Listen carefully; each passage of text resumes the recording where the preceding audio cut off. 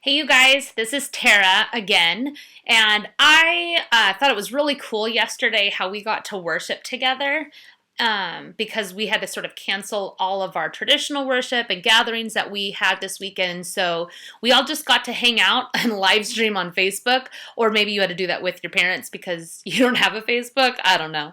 But I thought it was really cool how Andy was talking about how to live a cross-shaped life, which is really interesting to think of. I have this cross that is kind of cool. I got it from my grandma. Ooh. I like the designs. I love crosses. There's different ones all over the world that you can see with different shapes and designs. But I love how he pointed out how when you choose to be a follower of Jesus, you're supposed to be trying to live like Jesus, following him. And Jesus went to the cross for us. And so how do we live like that? Well, he talked about living a cross-shaped life, and this symbolizes us sort of keeping our eyes focused on God, right? Keeping our eyes focused on him, this sort of like vertical perspective.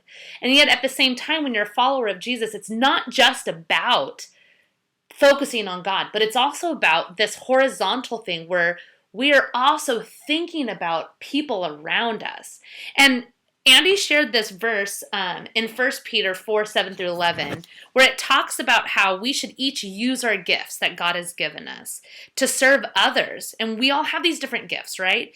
And I thought it was really interesting because during this time in our lives, you may be thinking like you don't have a gift, like you don't have resources. Maybe you don't have a job yet, or maybe your parents don't really get you an allowance, or you don't really have that much money, or maybe you don't really know what your gift is.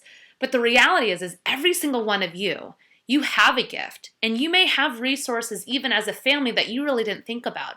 And so I wanted to encourage you to think about how can you use your gifts, your talents, your resources to serve others right now, today, this week, this month, especially if you're stuck home. You can't go to school, or you can't do all of these different things. Try doing something different with your life that maybe you never thought about doing. So think about that. Think about how you could be using these gifts, talents and resources to serve other people. And if it's hard for you to use those things, ask yourself why. Why is it hard to surrender these things to other people? Are there people that you find it easier to help or easier to serve? Or is it just hard for you to give up things? What's stopping you from doing that? So this week, I hope that you can kind of reflect a little bit on this idea that Andy shared of living a cross-shaped life is also about learning to surrender our stuff, the things that we call mine. So think about, what do you call mine?